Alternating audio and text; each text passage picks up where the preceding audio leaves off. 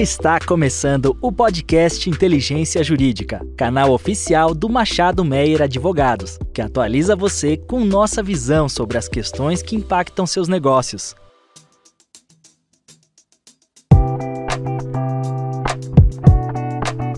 Olá, sejam bem-vindos ao podcast Inteligência Jurídica. Eu sou a Maria Eugênia, sócia da área de Direito da Concorrência, e tenho a satisfação de ter aqui hoje para conversar conosco a Carolina Vidal, que é advogada, mestre em Direito pela Faculdade de Frankfurt e tem em sua carreira um período de trabalho no CAD. Atualmente, a Carolina é associada ao escritório Blumstein de Berlim na área de Direito da Concorrência. Carolina, muito bom poder contar com a sua participação nesse episódio. Além da Carolina, estão conosco a Ana Batia Glenk e a Débora Chaves, advogadas das nossas áreas de Direito da Concorrência e Contencioso, e nós quatro vamos conversar hoje aqui sobre a Lei 14.470 de 2022, que entrou recentemente em vigor e altera a Lei de Defesa da Concorrência com o intuito de incentivar as chamadas ações de reparação de danos concorrenciais, as também chamadas de ARDCs. Olá, muito obrigada pelo convite, é um prazer estar aqui com vocês hoje. Saudações aos nossos ouvintes. Eugênia, Débora, Carolina, é um prazer estar com vocês. Olá, eu agradeço muito também o convite para estar aqui com vocês hoje, debatendo esse tema tão atual e interessante, né? Muito obrigada pelo convite. Bom, sem mais delongas, vamos começar então o nosso bate-papo, e eu inicio perguntando para a Ana quais eram os principais entraves às ações de reparação de danos concorrenciais no Brasil. A gente sabe que a lei foi trazida, ela altera a Lei de Defesa da Concorrência justamente para poder fomentar o uso dessas ações. Ana, você pode explicar para a gente quais foram as principais mudanças trazidas por essa nova lei para superar esses obstáculos e fomentar a propositura das ações dessa natureza no país? Antes de entrar nessas alterações da lei, vale comentar rapidamente sobre o cartel, que é responsável pela maior parte das ARDCs. O cartel é um acordo de cooperação entre concorrentes, que reduz ou elimina a concorrência com vantagens econômicas para os seus membros. Há diversos tipos de cartel. Existem cartéis para acordar precificação de produtos e serviços, e aí não só o preço em si que vai ser ofertado, mas também o repasse de custos ou descontos. Existem cartéis para restringir a oferta de um produto ou serviço ao mercado, cartéis para a divisão de mercado. Então, os membros de um cartel podem decidir entre si, por exemplo, como eles vão dividir determinados territórios ou clientes. E um outro tipo muito comum de cartel são os cartéis em licitações, quando empresas combinam entre si os valores das propostas a serem apresentadas ou até mesmo a supressão de propostas, como se viu na Lava Jato. Existe até mesmo o cartel para compra de produtos. Um exemplo famoso de cartel de compra é o cartel das laranjas, quando produtores de suco se uniram para colocar o preço de compra da fruta para baixo. E por que os cartéis são ruins? Porque eles trazem prejuízos à concorrência e aos clientes, ou clientes dos clientes, ou até mesmo aos fornecedores, nos casos dos cartéis de compra. E esses prejuízos podem vir, por exemplo, na forma de aumentos de preço. E por esse motivo, o cartel é um ilícito tanto na área administrativa, podendo ser investigado e punido pelo CAD, quanto na área penal, em que é tido como um crime em relação às pessoas físicas envolvidas nessa prática. Além disso, e é isso o aspecto relevante para a nossa conversa aqui hoje, quaisquer empresas e pessoas que sofreram prejuízos decorrentes do cartel podem obter a reparação de danos por meio de ações no âmbito civil no judiciário. Essa possibilidade, ela já existe há muito tempo, de uma forma mais ampla,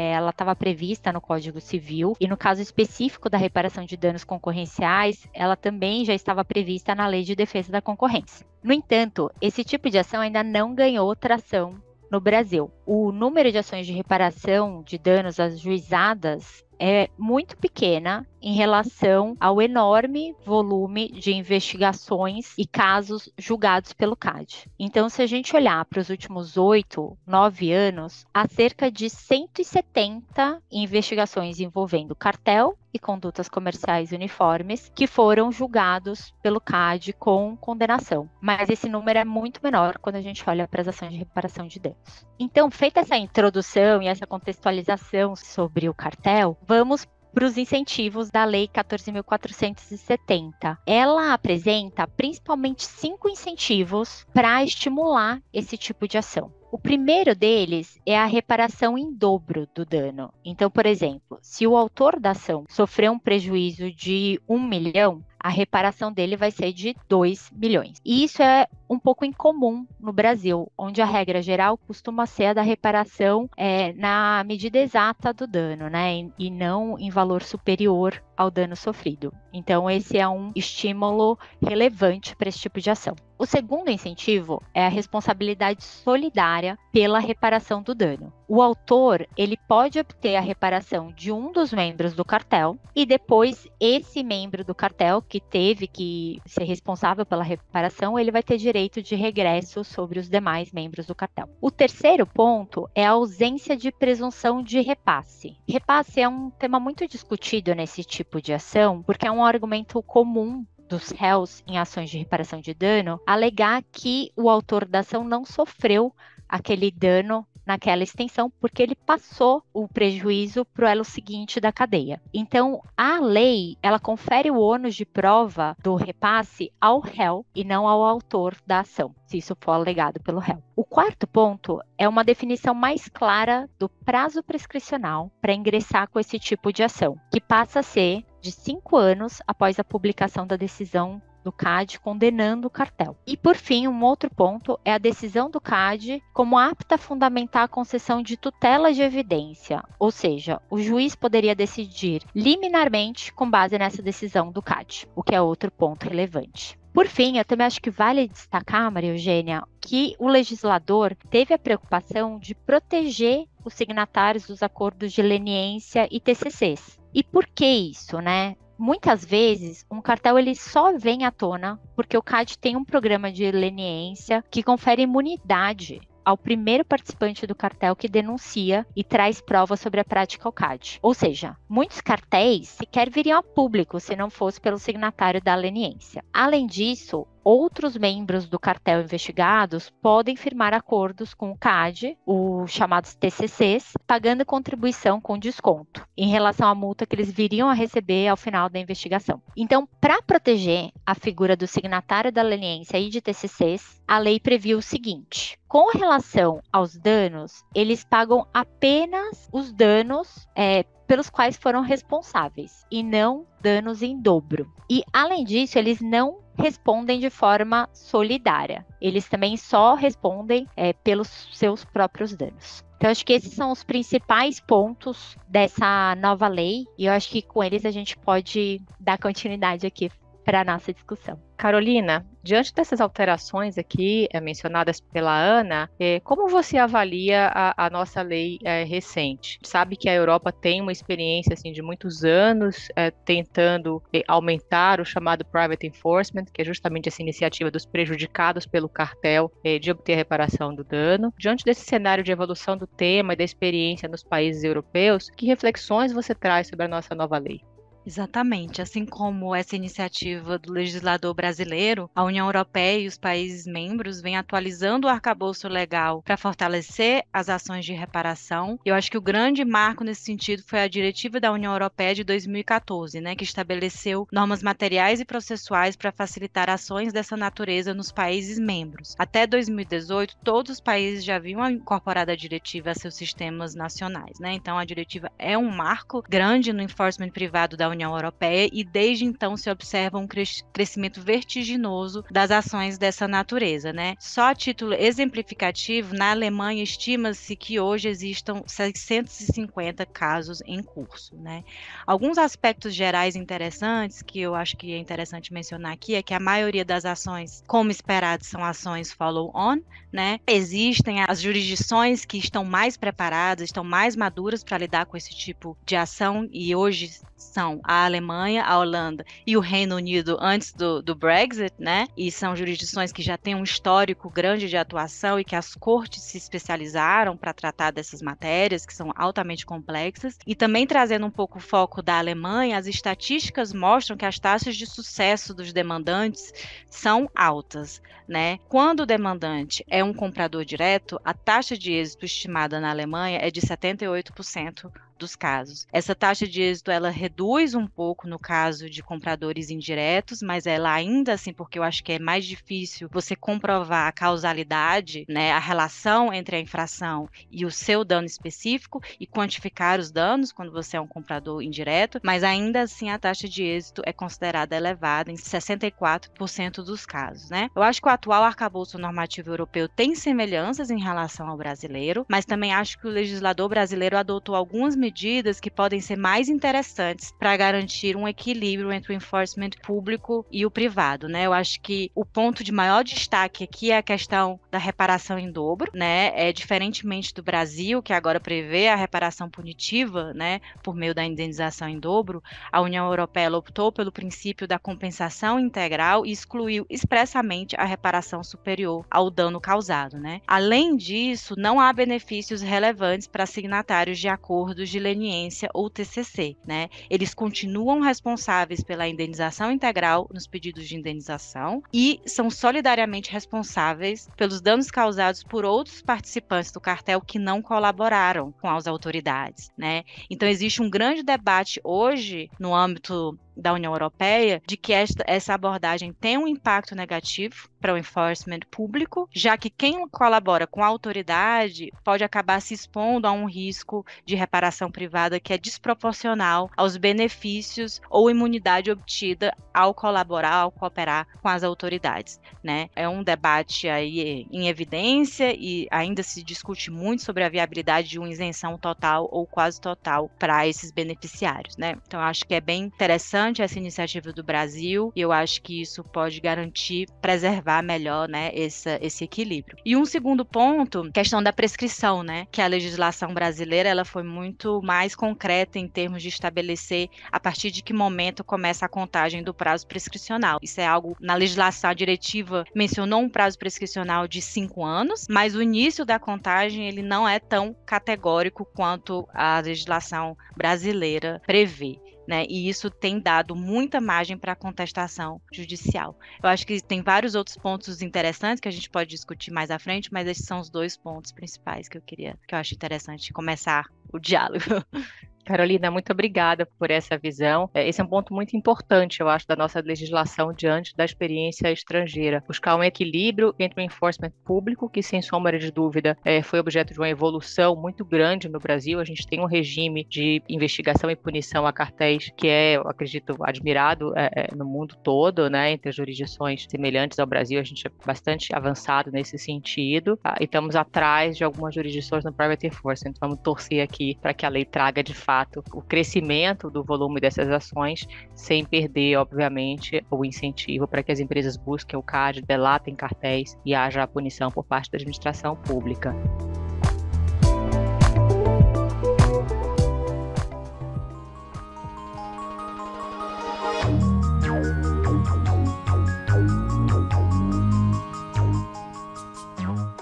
Mas eu queria ouvir um pouco da Débora, que eu acho que é possivelmente parte de um seleto grupo de advogados brasileiros que tem experiência já em ações dessa natureza. A Débora trata de algumas ações de ação de reparação de danos concorrenciais aqui no escritório. Eu queria ouvir, Débora, com base na sua experiência, nas dificuldades que você encontra diante dessas ações, como você vê essas alterações? Qual é a sua avaliação sobre a nova lei? Ela tende a, de fato, facilitar não somente a propositura, mas também o trâmite, potencialmente o êxito dessas ações, ou ainda existe algum entrave relevante na sua visão? Obrigada pela introdução, Maria Eugênia. Agradeço a gentil qualificação, mas falando aqui do nosso tema, eu acho que um dos pontos que a lei endereçou com muita precisão e que, na minha opinião, vai ser aí uma das grandes adições ao panorama jurídico, né, das ARDCs no Brasil é a definição clara do prazo prescricional e do início da sua contagem, né? Como a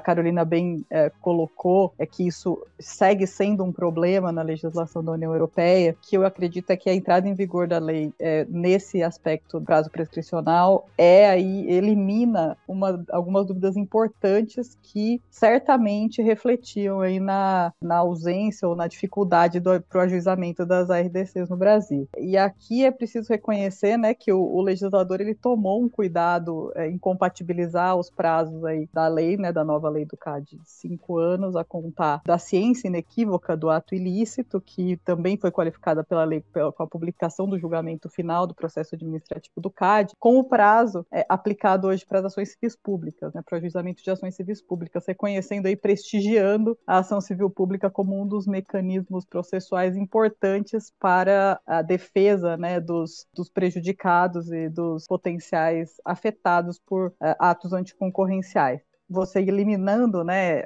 critérios duplos ou índices de indeterminação, você aumenta a possibilidade de os prejudicados terem uma certeza de quando devem ingressar com essa ação, né? E o que a gente observava até esse momento, né, até a entrada em vigor da lei, é que, por não ter certeza de qual é o momento em que começava a contar o prazo prescricional, os autores das ARDCs muitas vezes acabavam se atropelando e ajuizando ações sem muitos elementos ou com elementos indiciários ainda muito insubsistentes durante as investigações conduzidas pelo CAD, só para evitar a aplicação do prazo prescricional de 3 anos, que constava, né, que consta ainda do Código Civil, para as ações de reparação por danos extracontratuais, né? Então, para evitar discussões sobre a incidência do prazo prescricional, os autores acabavam se atropelando e entrando com ações que não eram assim tão bem pensadas, formuladas e instruídas. E esse não era um infundado, não. 5 meses, cerca de 5 meses antes da entrada em vigor da Lei 14.470, foi prolatada uma sentença numa ação ajuizada pela Petrobras, reclamando os danos causados pelo cartel do câmbio, extinguindo a ação com julgamento do mérito pelo reconhecimento da prescrição, partindo da contagem, né, dos 3 anos, a partir do ponto em que a própria autora, a própria Petrobras, colocou ali que teria sido o final, né, no último ano do cartel, né, que seria 2013. Então, a sentença entendeu que o prazo prescricional já teria decorrido e que, portanto, a pretensão estaria extinta. Então, era um receio fundado e agora a lei resolveu esse ponto. Agora, outros pontos que, na minha opinião, continuam constituindo um óbice relevante aí ao ajuizamento das ARDCs no Brasil é a questão da identificação e da quantificação dos danos, principalmente dos danos materiais, né, causados aí aos prejudicados. E aí a previsão, né, de que os danos vão ser calculados em dobro, ela fica um pouco prejudicada, porque primeiro você precisa saber qual é o dano para saber o que você vai dobrar, né? Então,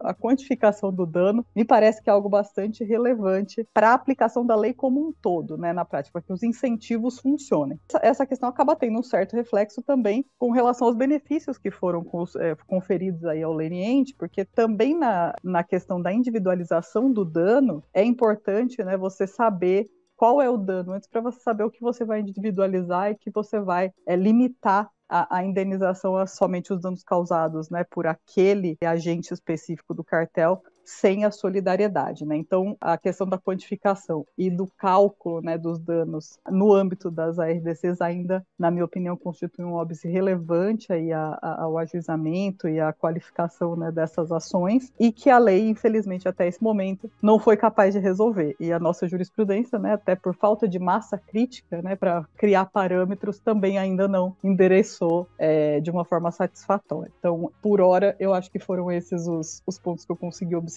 do que era, né, na prática e do que pode vir a ser, e que, na minha opinião, alguns pontos foram endereçados e outros ainda dependem de uma maturação. Obrigada, Débora. Acho que esse, sem sombra de dúvida, é um possível obstáculo bastante significativo. Carolina, essa questão da apuração e da quantificação dos danos, você enxerga isso também como uma dificuldade à propositura das ações de reparação de dano concorrencial no sistema da União Europeia, e alguma coisa que seja identificado na Alemanha, por exemplo, como um entrave ao recurso maior a esse tipo de ação? Eugênio, acho que a quantificação dos danos é, de longe, a questão mais controversa nessas ações, e a diretiva não endereçou isso de uma forma muito explícita. A maior parte, ou se não, muitos dos casos de indeferimento do pleito se referem à incapacidade do autor provar o montante do dano, né? A Comissão Europeia deu algumas orientações gerais sobre métodos possíveis para estimar o dano em 2013, mas no fim do dia cada jurisdição e tribunal adota abordagens diferentes, né? Levando em conta as especificidades de cada caso. O que a gente costuma brincar de ainda está muito presente nesses casos a guerra de pareceres, né? Então cada parte leva o seu especialista econômico, tem tribunais que contratam vários especialistas independentes que fazem parte parte de uma tribuna para acessar ali os argumentos de cada uma das partes. Existem algumas jurisdições, se eu não me engano, na Hungria, que tentam estipular percentual fixo de sobrepreço, mas isso não é algo na prática da Alemanha ou da Holanda, que são as jurisdições onde a discussão é mais madura, né? Eu acho assim mais robusta. E também alguns casos onde os juízes se ampararam em cláusulas contratuais das partes que previam um lump sum, né, previam um valor fixo em casos de práticas anticompetitivas, né.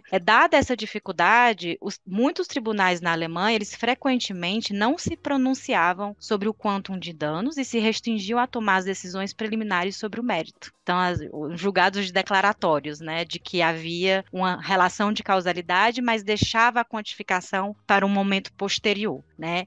Hoje já existe um posicionamento da Corte Federal Alemã, que é equivalente ao nosso STJ, e ela tenta contrariar essa tendência, né, enfatizando que a economia processual pode ditar que um julgamento deve ser feito simultaneamente sobre o mérito e sobre o valor dos danos, né. E aí um último ponto que eu acho que vale pontuar aqui é que a lei da concorrência alemã passou por uma emenda, né, que permite que o Bundeskartellamt, que é a autoridade da concorrência da Alemanha, a seu critério, comente sobre o valor dos danos resultantes da violação, mediante solicitação do tribunal. No entanto, essa competência é considerada útil apenas até certo ponto, dado que o Bundeskartellamt provavelmente não vai comentar sobre os danos naquele caso específico, né, mas de uma forma mais abrangente. Então, eu acho que esse é o hot topic em relação às ações de reparação na União Europeia. Ainda existe muito debate sobre como simplificar ou quais métodos poderiam ser mais úteis, mas ainda é algo que é um desafio. Obrigada por trazer essa visão mais uma vez. Sem sombra de dúvida, a questão da quantificação do dano é, na nossa visão, um dos principais desafios para que essa prática da busca pela indenização, de fato, ganhe tração no Brasil. Guerra de pareceres que você mencionou não é uma novidade, eu acho, do nosso sistema, seja judicial, seja administrativo. Vamos ver como é que isso se desenvolve no contexto das ações com o estímulo dado pela nova lei.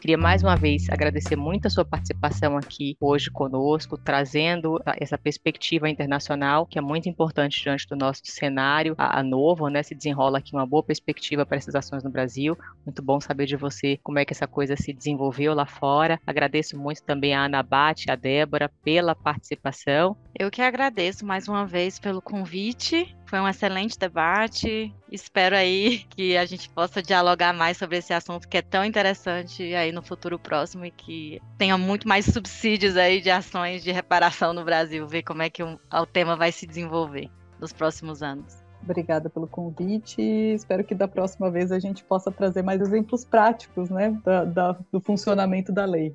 Certamente teremos novas conversas. Carolina, vamos ver como anda aqui esse assunto no Brasil. Obrigada a todos. E agradeço a todos que estão conosco também, participando desse podcast. Obrigada pela audiência e até uma próxima.